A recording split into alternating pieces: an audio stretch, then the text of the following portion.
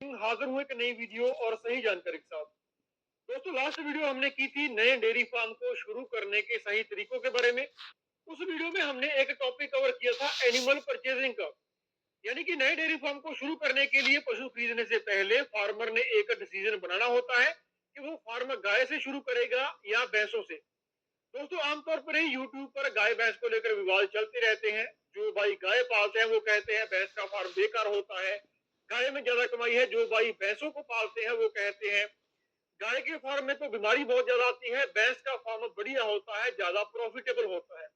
दोस्तों, अपने dairy farm में गाय और भैंसें दोनों रखी हुई हैं, दोनों का हिसाब किताब अलग अलग होता है। तो आज की इस वीडियो में मैं अपने फार्म के तजुर्बे के अनुसार आपके साथ इसी विषय पर जानकारी शेयर करूंगा कि भैंस के फार्म में ज्यादा कमाई है या गाय के फार्म में, कौन सा फार्म अच्छे से मैनेज होता है, कौन से फार्म में कौन कौन सी दिक्कतें आती हैं। अगर किसी भाई ने नया डेयरी फार्म शुरू करना है तो उसको अगर किसी भाई ने नया डेयरी फार्म शुरू करना है तो उसको गाय से करना चाहिए या भैंस से करना चाहिए। दोस्तों, सबसे पहले अगर हम बात करें अपने खुद के डेयरी फार्म की, तो अपने फार्म में गाय ज्यादा रखी हुई है, भैंसों की गिनती हम 20 से कम ही रखते हैं। कुछ साल पहले जब हम खुद अपने डेयरी फार्म का दूध शहर में सेल किया करते थे, तब गाय और भैंस की संख्या सेम होती थी। हिसाब किताब करने पर पता चलता था कि गाय के फार्म में अच्छा मुनाफा होता है, वहीं पर भैंस के फार्म में कम मुनाफे के साथ साथ नई नई समस्याओं को हमें फेस करना पड़ता था। दोस्तों, अगर मैं आपको अपने खुद के फार्म के तजुर्बे के अनुसार सलाह दूं, तो मेरे अनुसार गाय और भैंस की तुलना में गाय के फार्म में ज्यादा मुनाफा होता है। भैंस के फार्म में मुनाफा भी कम है और स्केलेबिलिटी भी कम है, यानी कि भैंस का फार्म बहुत लंबा समय लेकर के बड़ा होता है, तब जाकर के उसमें कमाई बढ़ती है। इस बात को जस्टिफाई करने के लिए हम कुछ पॉइंट्स आपके साथ जरूर शेयर करना चाहेंगे। दोस्तों, सबसे पहले अगर हम बात करें डेयरी फार्म की स्टार्टिंग की, डेयरी फार्म की शुरुआत की, तो भैंस का डेयरी फार्म शुरू करने के लिए आपको इन्वेस्टमेंट ज्यादा चाहिए होती है अगर उसकी हम तुलना करें गाय के डेयरी फार्म के साथ। इसकी मैं आपको एक छोटी सी उदाहरण दे देता हूं। आज की डेट में 2024 में अगर आप भैंस खरीदने के लिए जाओगे, जो आपको तकरीबन 18 से 20 लीटर दूध एक दिन में देगी, उसकी कीमत तकरीबन 2 लाख के आसपास होती है। और दोस्तों, वहीं पर अगर आप इसी बजट में 25 से 30 लीटर तक दूध देने वाली एचएफ गाय लेने के लिए जाओगे, तो 2 लाख में आपको 2 गाय मिल जाएंगी। अब दोस्तों, गाय और भैंस का जो दाम है वो तय करने का मैं आपको एक रूल बताता हूँ। अब देखिए, रेट मांगने को जिसने पशु सेल करना है वो कुछ भी रेट मांग सकता है। वो एक पशु का 10 लाख रुपए भी मांग सकता है, ये उसकी इच्छा है।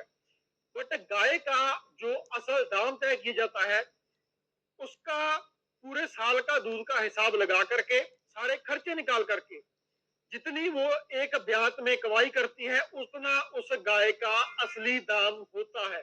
आसान शब्दों में कहें तो अगर आप एक गाय की प्रॉपर तरीके से मैनेजमेंट करते हो, तो जिस दाम पर आपने उस पशु को खरीदा है, वो पशु उसी ब्यात में आपको वो पूरा पैसा लौटा देता है। पर दोस्तों, भैंस के फार्म में ऐसा नहीं होता। भैंस का दाम कुछ अलग तरीके से तय किया जाता है। गाय में गाय का दाम होता है सिर्फ उसके कमाई के अनुसार, भैंस में भैंस का दाम होता है उसकी कमाई प्लस उसका खुद का दाम इसमें ऐड कर दिया जाता है। इसकी अगर मैं आपको उदाहरण दूं, मान लीजिए एक भैंस आपको एक साल में 1 लाख रुपए कमा करके देगी, तो उसका दाम तकरीबन 1,70,000 या 1,80,000 रुपए होता है। क्योंकि दोस्तों, इसका एक बेसिक सा रूल है, अगर आपकी गाय दोबारा से नहीं ब्याती है, गब्बर नहीं होती है, तो उसकी कीमत जीरो है। पर अगर आपकी जो भैंस है वो रिपीटर हो जाती है, वो ब्याती नहीं है, गब्बर नहीं होती है, अगर वो बिल्कुल भी दूध नहीं देती है, तो भी आपको उसकी तकरीबन 60 से 70,000 रुपए तक की कीमत मिल जाती है। ये दोनों ही जो दाम है अपनी अपनी जगह पर ठीक है। पर दोस्तों, अगर आप गाय की मैनेजमेंट अच्छी तरीके से करते हो, तो गाय में आपको ज्यादा प्रॉफिट होता है, क्योंकि भैंस में आपको दूध का दाम भी देना पड़ता है और भैंस का खुद का दाम भी देना पड़ता है, यानी कि बजट आपका ज्यादा लगता है। इन्वेस्टमेंट भैंस का डेयरी फार्म शुरू करने के लिए ज्यादा लगती है। दोस्तों, इन्वेस्टमेंट के फैक्टर को एक तरफ रख करके अगर हम बात करें इसके दूसरे पॉइंट मैनेजमेंट की, तो गाय के फार्म की तुलना में भैंस के फार्म की जो मैनेजमेंट है ये बहुत ज्यादा मुश्किल होती है। दोस्तों, गाय के फार्म में गाय को खुला रखा जाता है, मॉडर्न टाइप शेड तैयार किया जाता है। सिर्फ दो ही मेन काम होते हैं। फीडिंग का और मिल्किंग का। गाय के फार्म में फीडिंग टीएमआर से की जाती है और मिल्किंग की जाती है मिल्किंग मशीन से। और दोस्तों भैंस के फार्म में ऐसा नहीं होता। भैंस की मिल्किंग आप मिल्किंग मशीन से नहीं कर सकते। बहुत ही रेयर केसेस होते हैं जो भैंसें मिल्किंग मशीन से मिल्किंग करवा लेती हैं, अथवा भैंस की मिल्किंग आपको हाथ से ही करनी पड़ती है। इसके अलावा अगर हम बात करें इसकी फीडिंग की, तो फीडिंग दोस्तों आपको हाथों से ही करनी पड़ती है। टीएमआर से भैंस के फार्म में फीडिंग करना काफी मुश्किल होता है, क्योंकि दोस्तों भैंसों को हम बांध करके रखते हैं, उनको खुला नहीं छोड़ा जाता। पशुओं को बांध के रखने के कारण फार्मर का काम और बढ़ जाता है, मैनेजमेंट और मुश्किल हो जाती है। ऐसे में दोस्तों अगर आपके पशु बंधे हुए हैं तो उनको हाथ से खोल करके ही फीडिंग के एरिया पर लाना पड़ेगा, हाथ से ही उस पशु को पानी की खेल पर ले जाना पड़ेगा। उसके बाद पानी जब वो पी लेता है तो हाथ से ही उसको खोल करके उसको रेस्ट कराने के लिए कच्ची जमीन पर बांधना पड़ता है। तो दोस्तों इससे फार्म की स्केलेबिलिटी कम होती है, लेबर बढ़ जाती है, खर्चा बढ़ जाता है और मैनेजमेंट मुश्किल हो जाती है। इसके अलावा इसमें एक और फैक्टर क्या है, फीडिंग में समस्या होती है। अब गाय के फार्म में क्या है कि हम पशुओं को साइलेज खिलाते हैं।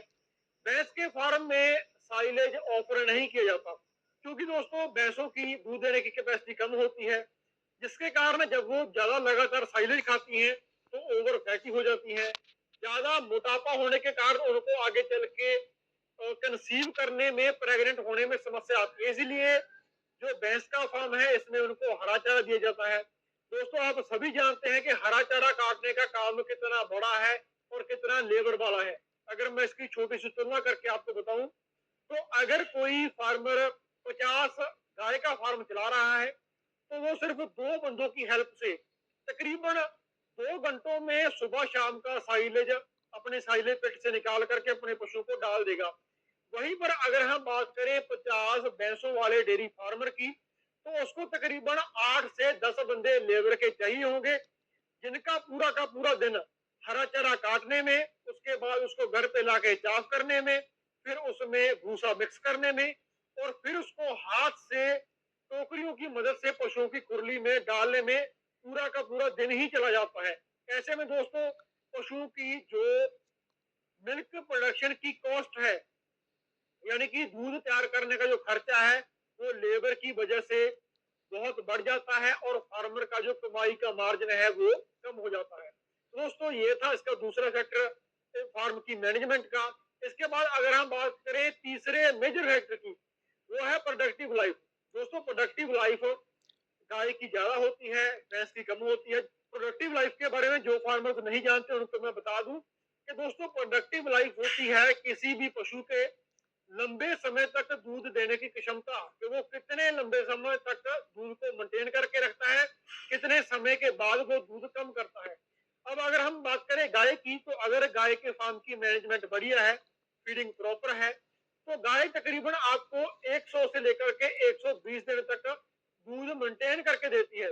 यानी कि अगर गाय ब्याने के 15 दिन बाद जितनी वो पशु दूध दे रहा है, अगर मान के चलिए गाय 40 लीटर दूध दे रही है, तो वो गाय आपको तकरीबन 100 से लेकर के 120 दिन तक 40 लीटर दूध मेंटेन करके दे सकती है। बट वहीं पर अगर हम बात करें भैंस की, तो भैंस दोस्तों 1.5-2 महीने के बाद ही दूध कम कर देती है और ज्यादा स्तर से दूध कम करती है। अब इसमें एक और बात क्या आती है कि जब हम गाय को ड्राई करते हैं तो उसको खुद से इंजेक्शन लगा करके या ट्यूब्स भर के दूध से ड्राई करना पड़ता है, यानी कि दूध को छोड़ना पड़ता है। बट वहीं पर अगर हम बात करें भैंस की, तो दोस्तों भैंस अपने आप ही समय से पहले दूध सूख जाती है। मैं दोस्तों आम एवरेज भैंस की बात कर रहा हूँ, जो बहुत हाई ब्रीड की भैंसें होती हैं वो दूध कम नहीं करती। बट दोस्तों वो मिलती भी बहुत रेयर है, वो है भी बहुत कम फार्मर के पास। बट अगर आप एक एवरेज गाय की बात करोगे तो उसको आपको खुद को ड्राई करना पड़ेगा। बट भैंस जो है दोस्तों, ये खुद ब खुद ही दूध सूख जाती है, जिसके कारण फार्मर का खर्चा बढ़ जाता है। यानी कि जब भैंस दूध नहीं दे रही होती तो उसकी फीड का खर्चा फार्मर की जेब से जाता है, चाहे वो 3 महीने हो चाहे वो 4 महीने हो।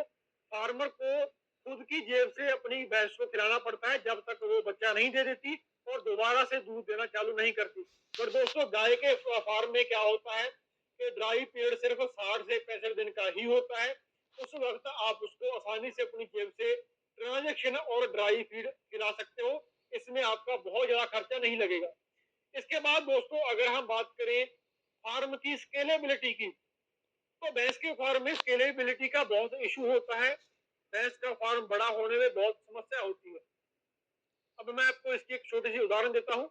अगर एक बछड़ी जन्म लेती है तो वो अपने जन्म से लेकर के अगर उसकी खल खुराक सही है तो तकरीबन 10 महीने की उम्र तक वो हीट में जाती है। तकरीबन 11 या उसके वजन के अनुसार 12 महीने तक उसकी एज हो जाती है और 2 साल की उम्र से पहले ही वो बच्चा दे देती है, यानी कि ब्याह जाती है।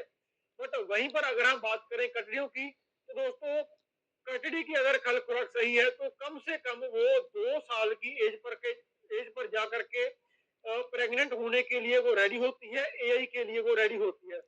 दोस्तों ये 1 साल का जो फर्क है ये यहीं पर आ जाता है। जो बछड़ी है उसकी 1 साल की ही एज हो जाती है और जो कटड़ी है उसकी एज 2 साल में जाकर के होती है। तो आप इस चीज से अंदाजा लगा सकते हो कि गाय का जो डेयरी फार्म है ये बहुत तेजी से और जल्दी बढ़ता है। तो दोस्तों ये मेन पॉइंट्स होते हैं गाय और भैंस के मुकाबले में। और दोस्तों ऐसा नहीं है कि भैंस के फार्म बिल्कुल ही फेल है। भैंस के जो फार्म है ये डिपेंड करते हैं उसके फेवर के ऊपर। जैसा कि हरियाणा में अगर आप जाओगे तो वहां पर आपको भैंस के ही फार्म ज्यादा मिलेंगे। उसका कारण है दोस्तों, उसका कारण ये है कि हरियाणा में मुर्रा नस्ल है, वो बहुत ही प्योर ब्रीड है, वो आपको कहीं ना कहीं कमाई करके दे सकती है। दोस्तों भैंस के मैं कुछ आपको पॉजिटिव पॉइंट भी बताना चाहूंगा। भैंस जो है इसमें रिपीटर केस नहीं होते। भैंस जो है इसको मस्टाइटिस बहुत कम आती है।